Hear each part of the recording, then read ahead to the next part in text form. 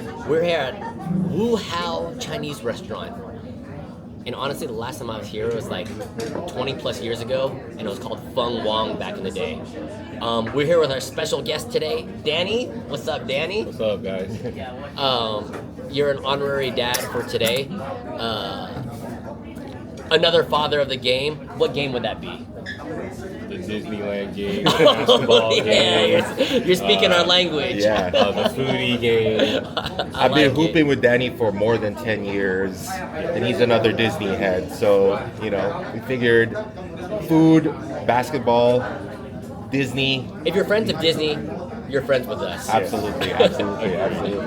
So, I guess, dim sum. What's dim sum mean to you? Dim sum is you order to your heart's content, right? Yeah. So a little bit of, everyone says small plates. I just consider it like Spanish tapas, right? Yeah, that's the best way to put it. It's the Asian version of tapas. Some people say it's snacks. I'm like, you know what? To me, it's just tapas. So the origin of dim sum goes all the way back to Canton, right? That's why it's mainly Cantonese cuisine. Cantonese cuisine. And if you go way back, I don't know how far back in time, but like with the Silk Road, the Chinese tea houses popped up to offer small bites for travelers that are trading along the Silk Road. Yeah. And I ain't gonna front, that was a Google search. So wait, is dim sum traditionally eaten like in the morning? Can you do dim sum like at night? Like in the evening? Weird at night. It's more like a brunch thing. It's more of a brunch thing. Some people, how like English, they have like afternoon tea. So it's kind of like that, you want it with tea. It's like a communal thing. It's like a family thing, It's like family style. It is family style. For breakfast and brunch or lunch. So. And then, like, how would you translate yum cha? Yum cha. Yum cha is like, cha is like tea and yum is like eating, right? Exactly. So traditionally, like dim sum's eaten with the drink you have over to have tea. It over tea. Yeah, over tea, which we have here. Exactly. So, like I feel like Daly City isn't particularly known for dim sum outside of like the staple, like Koi Palace, which is nearby where we are right now. Yeah. But it seems like there are some of these spots that are popping up here. So none of us have been here, at least since it's been Woohao. So I feel like everyone's moving out of the city since the city's a little bit pricier, harder to do business or whatnot. But Koi Palace was the first one here, so there must be a lot of people following the trend a little bit. Koi Palace was like my introduction to like fancy Correct. dim sum.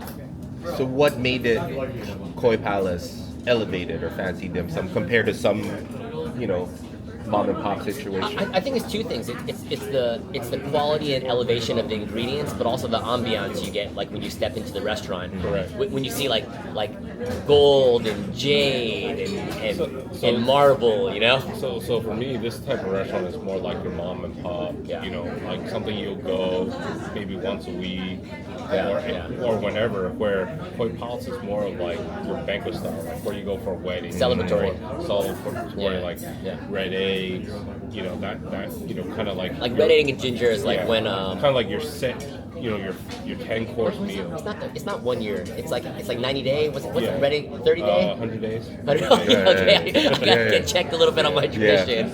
Interesting. So because those places are known for like their seafood and so they have to elevate a little bit of everything, right? The regular dinner, your regular menu, and then your dim sum, because they're that type of place. You have to have something a little different. That's why you see HL Peninsula coming with a whole different, non-traditional, I would say, dim sum menu. So you know how like you're talking about those push carts? Push carts are more like traditional stuff, right? I missed that. With no like, with like no added like truffle or something like that. OG. Right? So just your 20 OG. years ago, you wouldn't see a truffle on a Exactly. dumpling. So that's why we're here to try something new. You wouldn't see a fusion on a plate.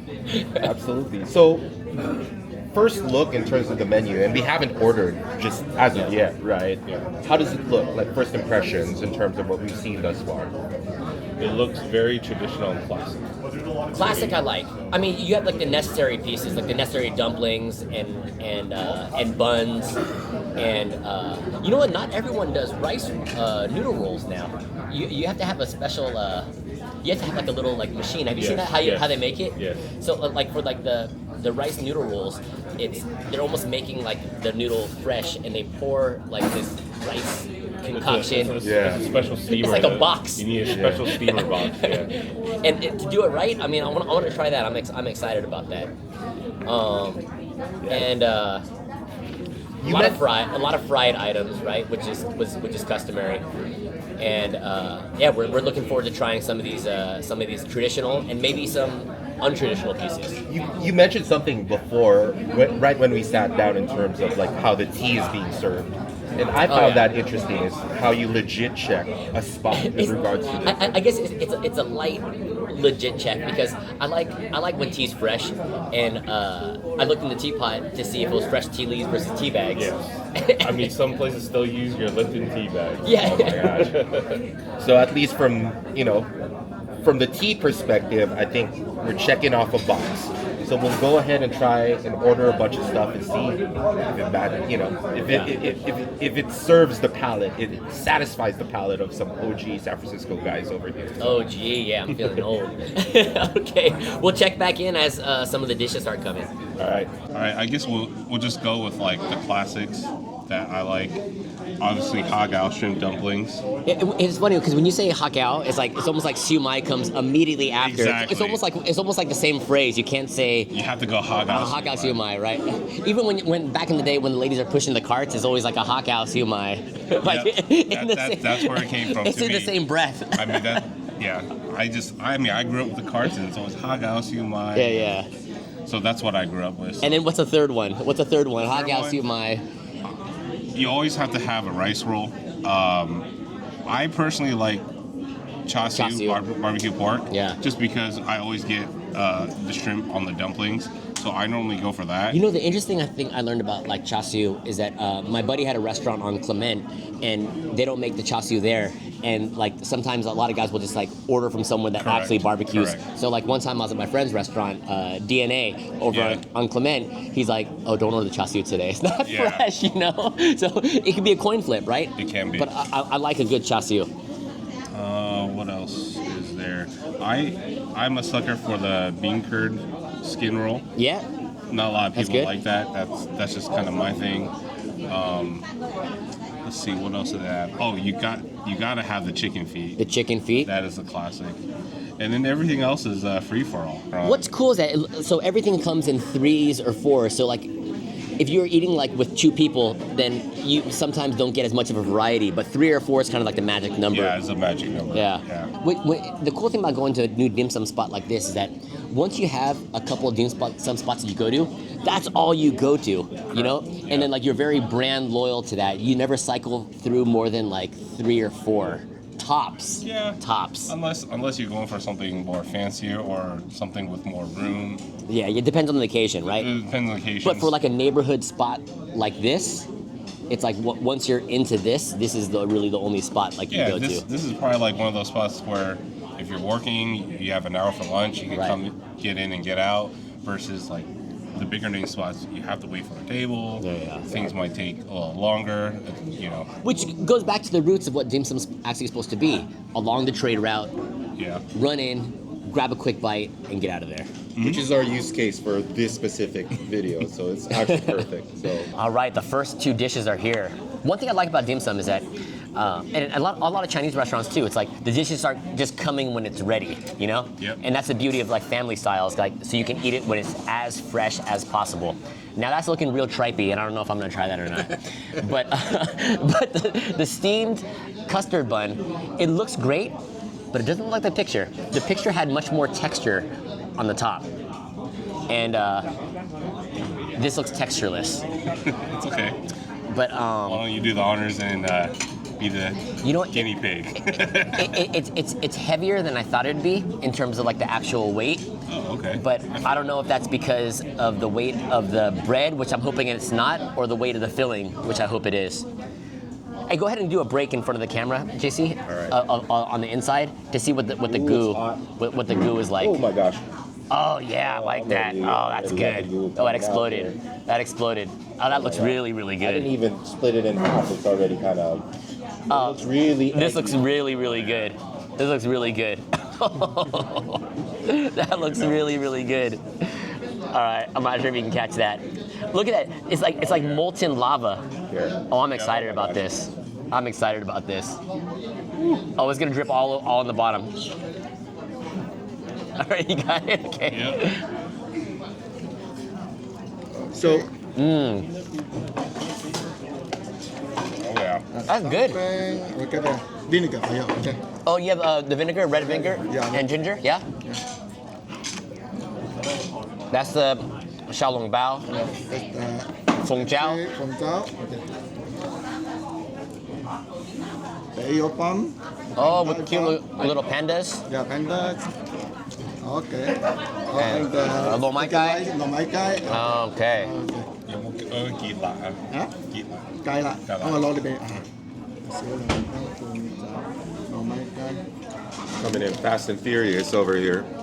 This is you know. Yeah, this one's pretty stuffed. The taste of this is as yolky as I thought it would be. It's very yolky. Yeah.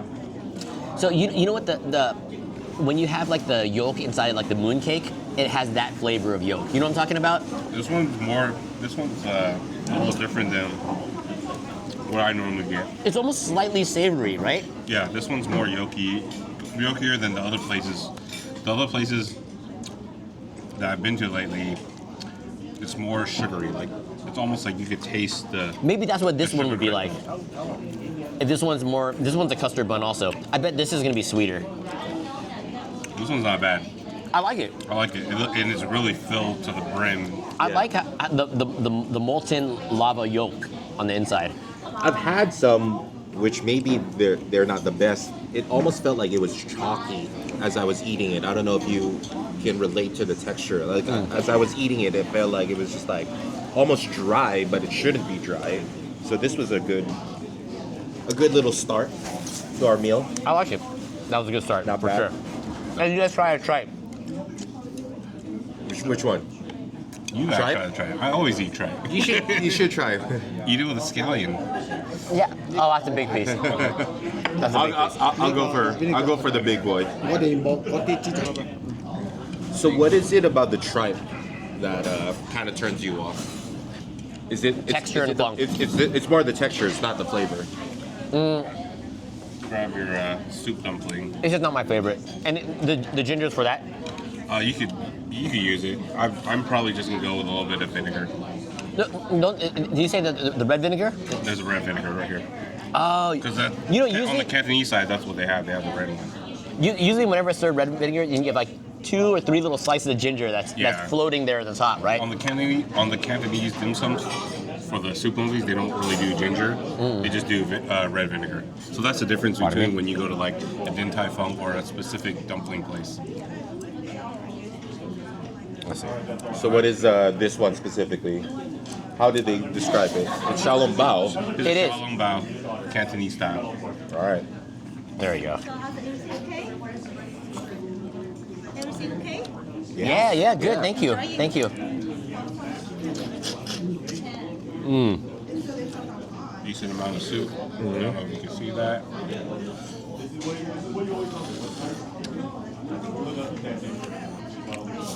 It's hot. Steaming hot. Not bad. Pretty standard So for what Cantonese style. constitutes a good XLB? Like, is it the It's amount meat. of soup? It's meaty, It's meaty. and there's a lot of texture in it. That's why this is like more like Cantonese style. Like if you look, because you know they always use the aluminum trays because they're steaming it this way. If you go like the Din Tai Fung, the like a dumpling house style, it's a full basket of the steamer, and not with the aluminum tray. So That's right. So Yeah, it's yeah, a little bit. It's a lot. good It's a point. lot thinner. Yeah. More delicate. Yeah, and it's probably more fresh because this is honestly, this one's probably they pre-made it, freeze it, Yeah. then steam it. That makes sense. Out of more of the dumpling places, more like, you see them in the front, rolling out the dough, it's fresh, and they steam it. One thing in comparison to Din Tai Fung is that the meat. Siomai? Siomai, yeah. Oh yeah, thank you. The texture is there's more texture. The pieces, the ground meat on the inside is might be chopped in some places, so you have a little bit more of a bite. And I also ordered some hot mustard Ah. that you guys could dip the dumplings in. Wait. Good. We're good. That was close to that. They go in the mustard, but you missed it. It's good. All right. Okay. Everything's coming all at once. That's really good. I'll try the tripe. I'll try You it. finish? Damn, that's a big piece. No, I don't want. See, I don't. Yeah, okay, I'll have it. I'm just not super hyped on it. With the sauce, it should be better. See, for Filipino cuisine, we don't eat the tripe like directly like this. It's generally mixed in with like porridge, like Woohao.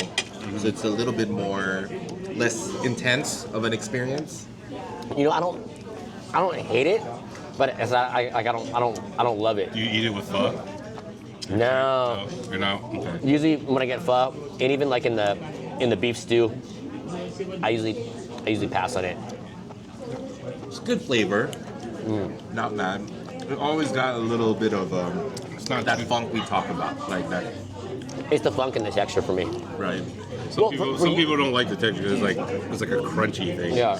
When it's not, doesn't look crunchy, right? Yeah. But can you do intestines? Nah, see, I don't mess with intestines either. Intestines are a little way funkier than tripe. Yeah. To me. So for traditional dim sum, if you're eating with your family, are there rules? Like, if someone's starting off with one dish, does everybody have to go to that, or is it just like a free for all? Not necessarily. Not necessarily. In my family, we just go free for all because, like, a lot of times, I may like this, but my sister or my parents may not like that. So, I order that because I want to eat it. Like, for example, this bean Christian's not really traditional, or not. But I like it. everyone's radar. Sorry, Yeah. where that's just one of my favorites, and the chicken feet is one of my favorites. So I always order that for myself. If no one else wants to eat it, I'll kill it. I see a lot of shrimp on that shumai. Yeah, it's good. Once again, super meaty. Meaty and juicy. And it's hot. It's hot and fresh. I do concur. It's not dry. I've had dry shumai. It's probably more common to have a dry shumai than a than a fresh one. Not bad. It's definitely busier in here than I thought it'd be for a Thursday afternoon. Here's the chicken feet, Show them that chicken feet, bro. and you're pretty much eating it for the skin and cartilage. Now, what's the difference between the brown one and the white one? So this one, not a lot of people know how. Well, I know how they make it, but how they make it is they actually deep fry it. They deep fry it first So to cook it down. so it's marinating in the red sauce. They deep fry it to get that color, and then they steam it. So that's how you get that color. When you see the white one, that's more like either boiled and then put because it's more like a colder dish. So it's like I don't mess with the cold chicken feet, so man. It's boiled, bro. And boiled and over either sauce or vinegar sauce. Yeah. So a lot of people eat the vinegar one as like a drinking one because it's, it's like eating it's kind of like eating pickles and drinking beer. Do you get down with that? If you're drinking, you'll be down with it. It's like a pairing, right? It's Yeah, like okay. a pairing. That's all I can. Okay, a pairing. Yeah. I'm trying to think. It's like Koreans like eating their pot like soju. Yeah. Something more on the vinegar, like with the. I get it. It's kind of like that. I can't say I've ever tried chicken feet at a dim sum spot. Really? I'll do the tripe, but the chicken feet is a little too funky for my taste. Bro, you gotta try it. I will try it, but If I tried the tripe, I mean, people, look at this, man. oh, dripping. Dripping. It's a little funky. And it's huge. I feel like, at least with the tripe, you can pick and choose and get a small bite of it. I mean, it's just cartilage and skin. You know what? I think the there you go, your hot cow. Yeah. Oh, okay. Thank you. Thank you. Okay. Ooh, that looks real hot. You know, I don't want to say with a whip. And the house. Wow, on the house. Okay, On the house. okay? Oh, thank you. Thank you. So I was filming. That's all I was filming. On the house. That's the goals. That's the goals. I don't know what is this dessert. I bet you that. Maybe we'll You know, figure it from out later. my guess, from what I've seen, it could be chassis on the inside, right? Chassis on the inside. You know, but I don't think they make the chassis in house. Did you try this yet? I didn't try it yet. You'll be able to tell right away. It's good, but not my favorite. And you can tell they don't make the chassis in house. I'll only do the chicken feet when you do it. I'll do chicken feet, yeah. Just do it. Oh, that's a big boy. That's a big boy, bro. This is a big boy. Oh my word. Wait, hold on. Let me put it the other way. Oh my god. West Side? Or wait, what's it called? Woohao? Woohao? Oh my word. Oh. You eat the cartilage. And the skin. Oh my god. It's not bad. There's sauce, so if you need to drown it with more sauce, I didn't think you'd have an issue with this one. I'll eat some funky stuff, but there's no funk to it though. Yeah, it's just. There's more of a visual. You know what it is? It tastes like you're just eating the chicken skin off of a drumstick. I mean, it's just There's a little gelatinous. you know, when we eat chicken feet and we call it D.a.D.S in the Philippines, is what they call it, like Filipino street food. Oh. It's like in a skewer. Wait, why is it called Adidas? Like, what's that acronym for? No, literally feet. Feet. Adidas shoes, feet. That's so I thought it was like some Run DMC kind of all day I dream about Filipino something. humor right there. And it almost seems like it's a little more crispier rather than I guess this texture. Well, because they fry it and they steam it, so it's a lot softer. Yeah. Because you probably had it grilled on a skewer, right? On the street food side. You can just kind of see. You know what I didn't even really trip about? Like the way that the foot is broken off looks like it was broken off by hand. You see that? I see that. It wasn't chopped with the cleaver. It looked like it was. That is It not is a chopped clean with a break. cleaver. That is You think like, so? Yeah, it is. Look how rough that is at the edge. It's just because it breaks. Because they probably because they don't want to have the joint on there. Do you think the chicken was still alive when they broke his foot off? No. Yeah.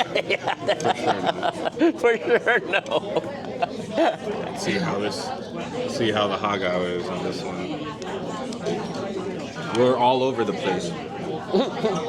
So I feel like the tripe is a little bit easier to eat than the chicken feet because you're kind of working around the bone. It's true. Right? And kind of peeling the chicken skin. I feel like the chew. You know what? I mean, I don't think there's another cuisine that you'll see more spitting than in a Chinese dim sum restaurant. Because like you put the whole dish in your mouth, bite it off, you suck all the meat and the skin off, and you spit out the bone. That's really like the way you eat it, right? This hagao is interesting. Interesting usually isn't a good adjective for a hagao at a dim sum restaurant. There's a little bit of pork in there. So it's almost like a filler? Yeah, like a highlight. What did he give us the ginger for? because you asked for ginger, that's the only ginger they had. Oh, yeah. He was like, he was speaking to me in full Cantonese, and I looked at him with a blank stare. But I just kind of just went with the flow. All right. So this is more of the like for the chicken, like when you eat the white chicken. bak jikai, which translates to white Steamed chicken. steamed chicken. Yeah. I'll do a little bit of that. Try it. A little bit of a oh, they didn't give us any soy sauce? Actually, that's one thing I noticed. They really give it. I normally don't put soy sauce on my dim sum, but sometimes what I do is the little hack is use the rice rolls because it's soy sauce because it's a little sweeter, and you can use that. But I usually just use hot sauce and hot mustard. That's my go-to. It's not all shrimp, right? You taste a little bit of... You know, that theme is going on here where everything's really meaty. Yeah. It's very full. Is that a good thing or a bad thing? Meaty is always good because you know that they actually have filling, right? Some people, some places might skimp a little bit, but that's One way to turn me off quickly on a hakao is when the rice paper is too thick on the outside. You know what I mean? It doesn't need to be super delicate. It needs to be able to hold good filling, but it can't be super thick. And the place that has the thickest hakao wrap ever is Ranch 99 because it's sitting there on the counter and you're paying by the piece, right? And you can mix and match. and it's not translucent. And it's not. This one. You know what I'm talking about, This right? one's on the thicker side, but at least it's still a little translucent. Yeah. I think Ranch 99 is The word. Don't go there for dim sum. Made that mistake once. You know. I don't go to Ranch 99 for dim sum anymore. The hot food stuff sometimes, but if you have the coupons. But The hot food counter is where you can be the most Chinese, and because it's you load up. You load up the box. because they pay per box, and literally like it doesn't have to close, and they put it into a plastic bag. I'm guilty of it. I've done it. Which one is that one that you guys are trying right now? Take the whole thing. This is a bean Not good. curd. I got it. Bean curd skin roll. Bean curd skin roll. So they wrap a pork mushroom filling into like an egg roll with bean curd skin, Wow. and then they steam it. Bean curd skin roll. All right. That's good. That was one of my favorites. So far, so good. It's got a nice little char taste to it, like A little smokiness. yeah. I know what you mean. I know. Yeah. I think they maybe stir fry the inside and maybe and then wrap it and maybe deep fry a little bit and then steam it. That's my guess. Yeah. It kind of got a similar texture to the tripe in terms of like the chewiness. The skin on the outside. Yeah, the skin on the outside of the bean curd is almost like the tripe. I mean, bean curd skin is basically tofu skin. Same thing, right? Yeah.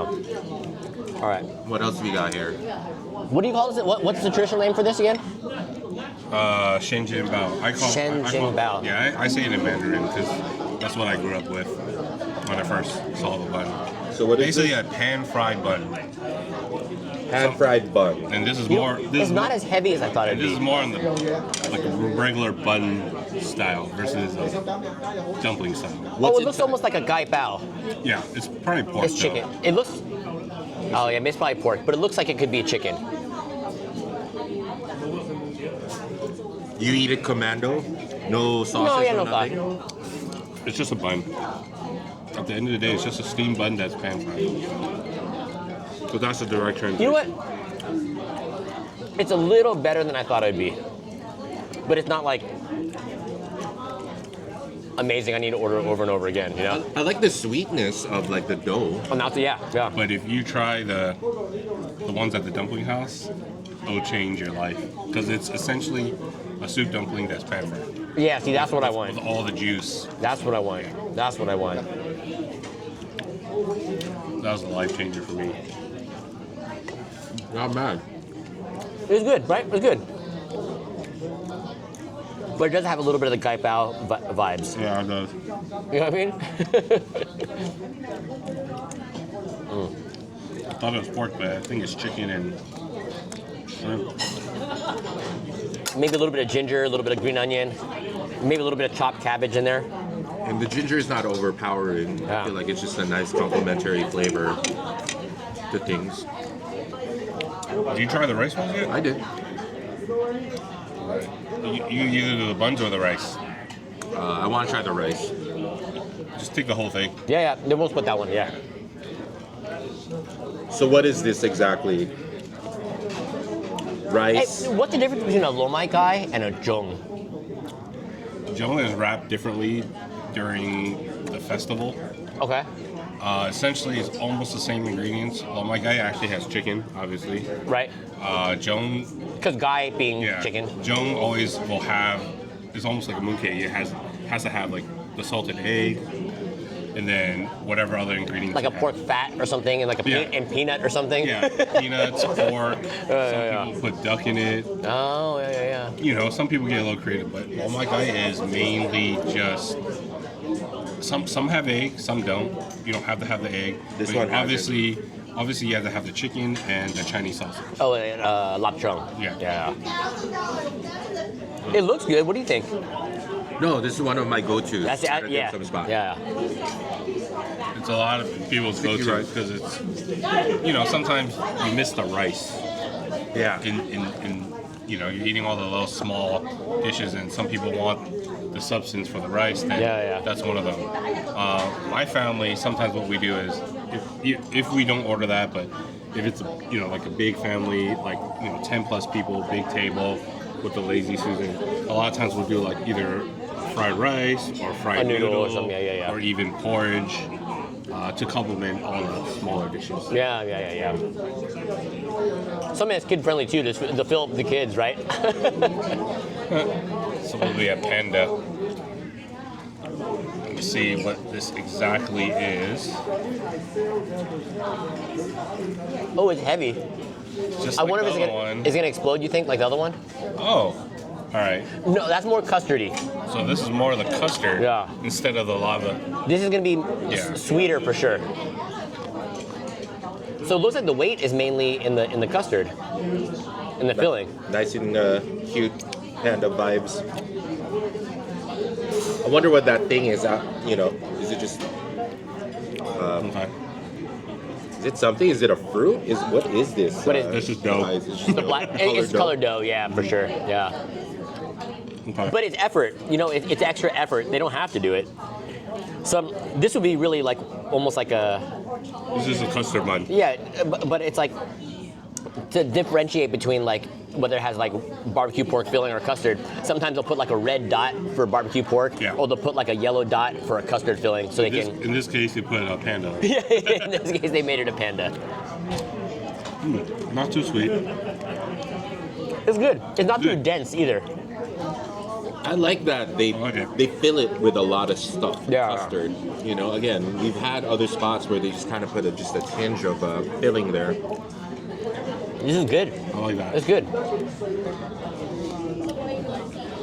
Everyone here, for the most part, looks like of Asian descent, but I feel like, regardless, even if you're not familiar with the Asian cuisine, you can come here, point at what you want on the picture, and have a good meal. Yes. That's kind of the beauty of some of these modern Chinese restaurant menus, is that, but they don't. I guess if you were really Americanized, then you would say in English what it is. Yeah, and they have English on the menu, so it kind of tells you shrimp dumpling, what it really is. And oh, I guess I didn't even notice that. Is that a mark of a good dim sum spot? If the clientele is as expected, or if it's a little bit more diverse than I think that's just with all restaurants. If the place is packed, then it's usually a better spot. Well, if it's packed with locals... My theory is if it's more diverse, it's probably because it's a more well-known restaurant. Maybe it's on more social media, someone talking about it. If it's more diverse, it's like someone blew up my spot. Yeah, exactly. It's on Yelp and it had good reviews. Yeah, like that. Or they were exposed to it on a big table where it's like a special occasion. Maybe they got exposed to it because their friends brought them there, and then they're going back for there multiple times because that's the only place they've been to. Yeah. But I mean, looking at all the people here, it's more a lot of locals. Some people, some working Folks on their lunch folks break. on their lunch break. As we wrap up, what is this final bonus thing that they kind of gave us? Is it? I think it's a sweet dish. No, I think it's barbecue pork. I think it's char siu. It's still warm. Let's eat it while it's warm. Oh, It's not red. it's minced pork. Yeah, minced pork pie. It's nice and flaky on the outside. It's nice eating this fresh because I feel like a lot of times when you have stuff like this, it's been sitting in a bakery cabinet for a little bit. You'll find this at like your to-go bakery, dim sum places for sure. But never this warm. I mean, it just came out the oven. In terms of what we ordered, relative to 3 guys like eating lunch, do you think we ordered more than typical? Or is this a typical size of a dim sum order for, say, a family of 3 or 4? I feel like we order a lot. I feel like all of us have good appetites so we all can eat. The remaining food here, I feel like we'll clean it up, no problem. I think it's pretty standard. I think we ordered the perfect amount. It's like a good amount. But when I go eat with the family, we kind of tend to overorder, just because person A and person B may not like the same thing. Yeah. So the menu gets passed around. But okay, this is what I want. This is what I. Everyone checks what they want. Checks what they want. Is it almost expected that you'll bring home stuff every time you eat dim sum with a family? As a family, when you're with families, yeah. Yes, because a lot of times you'll order like a noodle dish or a rice dish, where you might have like a bite or two of that, and then you bring home that fried rice or. And especially if there's a family elder that's like, oh, this is your favorite growing up. Even though if it hasn't been your favorite in 40 years, the elder will still order that for you. Eat that. Exactly. That happens all the time in my family. Or she'll, even though we'll mark it, she'll mark, like, I say she'll because my mom will just start marking extra stuff. If you like this, remember? Yeah. Just remember you always used to eat frog legs? I'm like, I'm good, thanks. You used to eat all the tripe. What happened? Next time, eat more tripe. Yeah. I'll eat a bite if it's there, but I'm good on the tripe. It's probably a texture thing. The texture and the funk. I taste a little bit of funk. So, out of everything that we've ordered today, what was the most memorable dish, or the one that you like the most? Memorable was that lava that lava bun. It was good. It's actually like a nice way to start the meal with a surprise. I don't normally end it with it. Yeah. I'm surprised how not too sweet. Because it was savory, right? Mm-hmm. Yeah. So that was a nice surprise for me. Everything here was like standard, homey. I'd definitely come back here again. I'd bring my family here again for an easy, quick meal where everyone can just try a couple different things. Yep. Especially if you're local to this area. Parking was easy. It shares a parking lot with a 7-Eleven and some neighborhood parking also. So people are in and out pretty fast. I would come back here for like a quick bite. Yeah. Pretty, it satisfies your craving. It's not super elevated, it's just standard. I actually haven't classic. seen how much everything costs. If you looked at the menu, how does the pricing compare to I don't know. other spots? There was a price on the menu. There wasn't any prices on the menu. It was on the other menu, but not the... You mentioned that you've been to Guangzhou before, and last time I was there was maybe 10 plus years ago. But Same. one thing I learned, because I was doing some import with one of the factories overseas, we went out to dinner with them, and it was almost customary in China to challenge your bill every time you get it. Because, right? And it's not even a rude thing to do. It's just that restaurants will just like sneak in extra stuff onto your receipt that A, you either didn't get, or B, like you didn't even order, but not here in America, No. from what I've seen. So, we usually do grades, scale out of 10, right? It's hard to benchmark with some other places, but at least, you know, as we end this meal, how would you rate this? You know what? Just for dim sum, not whether you want an elevated experience or like a local, homey, everyday experience, I'd still be at like a 7.25. Almost what I gave Fogo de Chao the other day. But I feel like this is just a good spot to go to when you want some dim sum, you want to be served fast, and you want something that's not going to break the bank. Yep. I mean, we'll see what the bill is. We'll see if it breaks the bank. I mean, I don't foresee it breaking the bank, but we'll see. You know, we'll come back once the bill. I feel my guess. But it should be under 100. It should be $100, $30 a person. $30 a person would be generous, right? We'll see. What about you, Danny? What do you think? Maybe in the 20s. I mean, we ordered 10 dishes. There's no way it's $10 a dish. But yeah, it should be under $100. It's also with inflation these days, we never know. And we did order stuff with a lot of eggs in it, and eggs are expensive. That's true. All the buns have eggs in it. I mean, there's a couple things that could be like $10, like the rice rolls. The rice might be around the $10 mark, but other than that, it should be relatively like just under.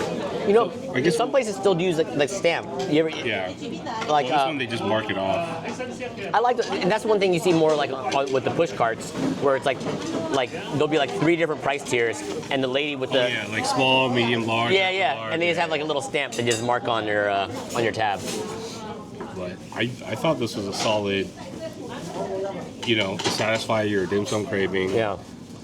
It's better than your to-go takeout for sure. Mm-hmm. So. Because it's fresh. Yeah. It's fresh. Yeah. Number rating? Solid 7 for now. Yeah, I think Solid so. 7. So if Koi Palace was busy, do you think this is a suitable alternative for folks? Well, if you don't want to spend like $50 a person, right? Yeah. And they're not too far away from each other. They're literally across the street. So. I didn't even know that it was here. Yeah. Me neither. We didn't even know they had dim sum there.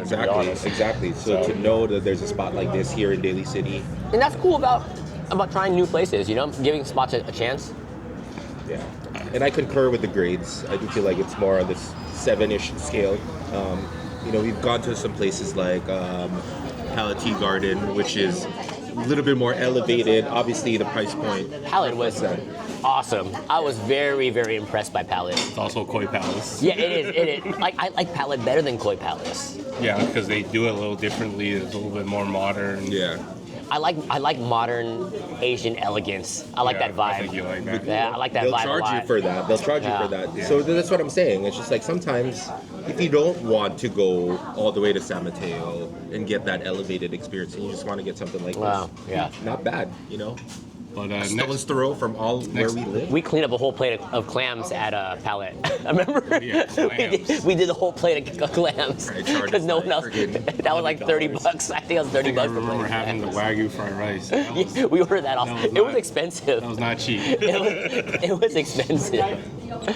But next time, yeah, I could take you back to my local spot that I grew up in Sunset. More homey than this? Well, just something I, you know, had at least once a year my whole life. My go-to in Sunset for Chinese barbecue was always Chongqing. Oh, but that's for Chinese barbecue. Yeah, is that what do you think of Chongqing? It's fine. There's still Where's better than Chongqing? well, no. Recently, the only training I go to is the one in Millbury. Oh yeah, because they have 3. They have a couple locations. Yeah. But I don't go to the SF1. And that you'll get your fresh char siu. Yeah. For the char Because they're roasting in the back. my favorite is the char siu, the duck, and the chicken. No, and the pork. The roasted pork. Oh yeah. But yeah. Well, I'm stuffed. I'm sure the guys are. Oh yeah, I'm stuffed. Pretty content, I'm yeah. good. I'm good here. So We'll let you know once we get the bill and see what the. All right, signing off for now. Dad's out.